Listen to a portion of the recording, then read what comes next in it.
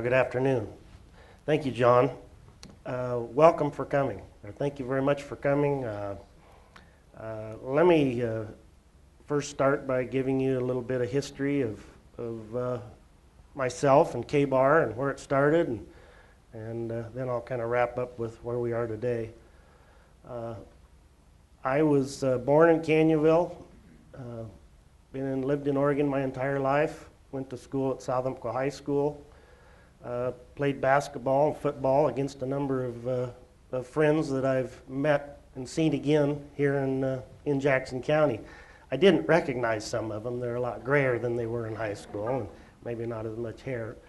But went to Oregon State, thought I wanted to get into vet school. It was very difficult at that time. There was no vet schools in Oregon. You had to go to Washington or California, and I think the year that I came back and formed a partnership with my dad and brother. 3 people had gotten into vet school out of the state of Oregon that year. So needless to say, my heart wasn't there to become a veterinarian, but I came back to the ranch, and I'll have to say there isn't much that I haven't done in the way of surgeries that most veterinarians do. So my mother and dad started the ranch. They bought the first ranch in 1960. It consisted of 600 acres in Douglas County. Expanded, bought 2 other places over a period of 20 years. In 1977, when I got out of college, we formed a partnership and started Kbar Ranches. At that time, it consisted of 1,800 acres, mostly hill ground. It was a conventional type of farming operation where we raised cattle, wheat. In the early 70s, I don't know how many people knew this, but up until 1976, you couldn't even raise wheat for human consumption unless you had a quota from the federal government. I mean, they regulated that, so it was all under control. In 1975-6, I don't know if you ever remember hearing about the Russian wheat embargo, but all of a sudden we realized there was a shortage of wheat. The price of wheat went from $2 a bushel to $6 a bushel overnight. That was an opportunity for Kbar. Came at the right time. We started farming the bottoms and got into wheat production. We kind of diversified from a livestock operation, which in the 70s we were a cow-calf operation, into a grain operation and a stocker operation. In 2001, Mom and Dad wanted to retire, and we were limited for expansion. And we looked across the fence and saw some good neighbors with the Cow Creek Band of Indians, and we formed a partnership with them. They bought Kbar Ranches. We didn't ask them to keep that name. I think to their credit, I think they've by keeping Kbar Ranches, we were involved in the community as they were, but we have the same. They kept the same relationships that my family had, banking relationships, cooperative relationships, and that means a lot for a local community. I think. At first, when the tribe bought Kbar, I think there were a lot of our neighbors that kind of opened their eyes and said, wow, that's a big deal. Why'd you guys sell? I think my family really wanted our legacy to be one of agriculture, lasting for generations. And at a time when a lot of our neighbors were selling parcels of property off just to survive, we were on a growth spurt. We were profitable. But it was the right thing to do, and I think it's benefited our family, and I think it's benefited the tribe. So in 2001, the tribe bought Kbar, consisted of 1,800 acres. It was spread out over about 3 miles. Today, the lands that Kbar owns are spread out over about 20 miles and consist of about 5,000 acres. We are much more diversified. We are much larger. We can justify the high-tech equipment, automated irrigation systems, There are economies of scale in agriculture that we've really benefited from by growing our business to another level. In 2013, as John mentioned, May 19th last year, it was a big step for us. I had to kind of step out of my comfort zone a little bit after managing the ranches in Douglas County with the help of my brother and dad up until we sold in 2001. Since then, it was kind of rested on my shoulders to make, the right decision for the corporation. The tribe supported the purchase of the Rogue River Ranch. It consisted of 1,700 irrigated acres. That was much needed land that we needed to continue to grow and develop. We only have about 1,000 acres of irrigated ground in Douglas County. Most of it consists of rolling hills. I've been extremely pleased with what that ranch is capable of producing. It's far exceeded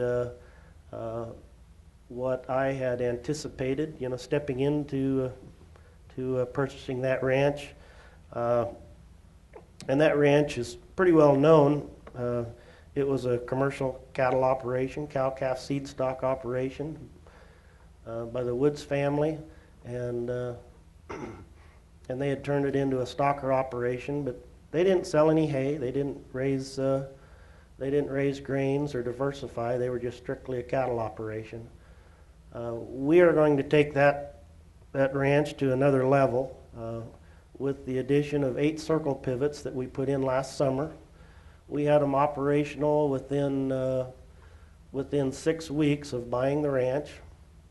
This year they're paying huge dividends for us. We currently are producing about 6,000 tons of hay on that ranch this summer, with 3 cuttings of grass, 4 cuttings of alfalfa. We have rotated some of the tired fields out that needed a rotation and went into winter wheat, and we'll get them back into higher productive crops just as quick as we can kind of break that disease cycle. It was kind of a daunting task to move into a new area. Even though we'd done business here in Jackson County, even back in the 70s and 80s, we used to buy 80 to 90% of our stocker our cattle. We used to come down every Thursday to the Thursday sale here in Medford, as well as the Jackson County feeder sale. They had 4 or 5 of them a year in the fall. And through some difficult times in the cattle business, we were right there, helping support this county at that time. Since buying the Rogue River Ranch, we have expanded our livestock operation along with our hay operation. We currently are capable of running about 4,000 head of cattle on the lands that the tribe owns. We also lease some additional high-quality ground from people that are anxious when they see how we're improving the ground and what good neighbors that we try to be. We lease an additional 1,000 acres of ground that we grow a variety of different crops. So anyway, we've expanded our hay operation. We currently are moving about 3,000 tons of the hay that we grow here in this valley into feed stores in Sacramento, as far south as Los Angeles.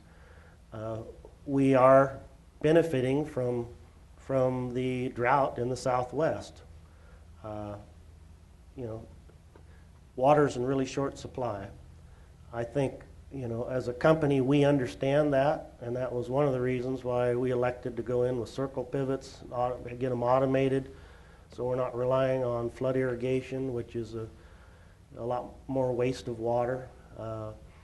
It was costly to do, but I think in the long run it's going to pay huge dividends for us. So in no time at all, we've developed a great market for the hay that we produce here. We are utilizing the feedlot on the ranch, and we are finishing out beef for the Kbar Steakhouse in Canyonville. Hopefully everyone has had a chance to stop and have a meal there.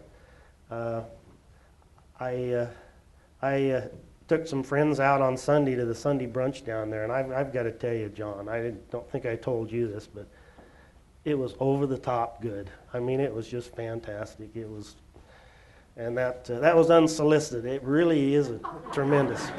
Yeah. And I had a gentleman with me from Beef Northwest Feeders that they feed 120,000 head of cattle at one time in Washington, Oregon, and Idaho.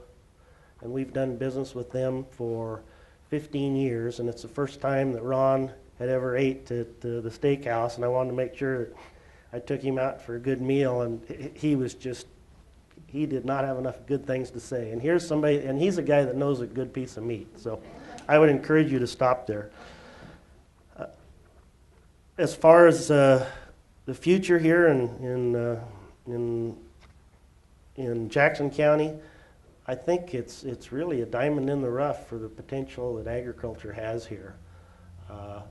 And I think now that agriculture is in such a good position for profitability, I mean, we're seeing record prices for beef, record prices for hay, dairy, viticulture, blueberries, the nuts that come off trees, almonds and such. There is a tremendous opportunity. The mild winters we have here on the west side of the Cascade, I can tell you, if we had the land they have over in central and eastern Oregon with the weather we have here, food would be a lot cheaper because we could produce a lot more. But unfortunately, we are a little limited on our river bottom soils. But that's one thing that this Rogue River Ranch has, and I see a real bright future here for Kbar ranches. I want to thank everyone here that welcomed us as we came into the valley. We didn't start off very well. We had a barn fire 48 hours after we'd signed the papers on the ranch, but we came out of it better than anyone could have ever imagined. We've got a great facility. I wouldn't recommend anyone going through that, but we were made whole and probably better off than it had not happened.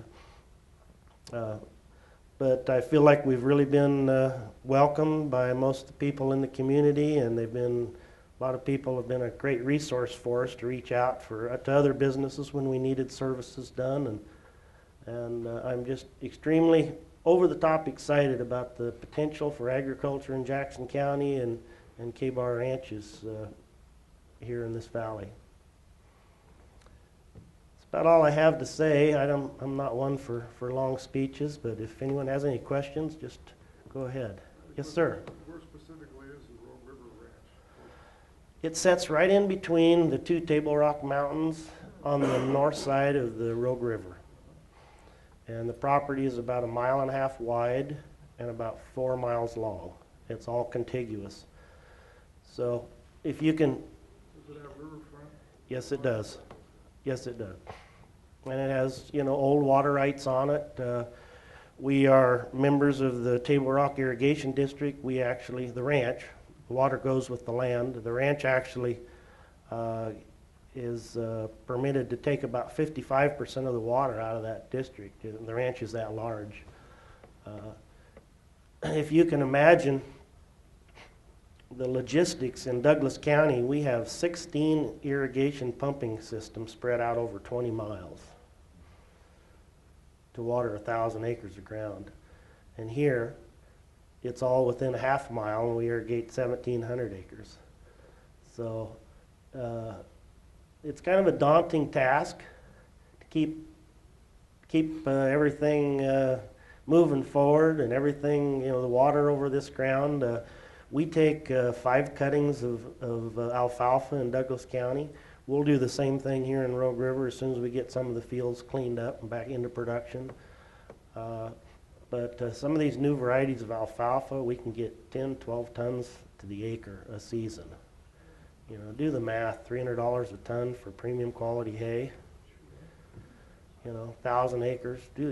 We've grown this company from You know, $1 million in sales back in the 70s to $5 million today, and I don't see an end in sight. The demand for food, the demand for fiber, it's not going to go away. Yes? I have a technical question. You bet. What's the difference between wheat and alfalfa? Well, that's a good question. Alfalfa is a perennial. It's a legume, kind of like a clover, only it likes the heat, grows extremely fast. Wheat is an annual, and it's a grain. So winter wheat, there's winter wheat and spring wheat. We plant wheat in the fall. It's a totally different plant. It has different characteristics, different disease issues. You can grow wheat for about 3 years without any disease issues. And alfalfa you can grow about 5 years, and you need to rotate it out. So the two complement one another. One's a legume, one's a grain. So it look, if I'm looking at it. Totally different. It look different. Right now the wheat's brown, ready to be harvested. And the alfalfa is just brilliant green. Yeah. Any other questions? Thank you very much.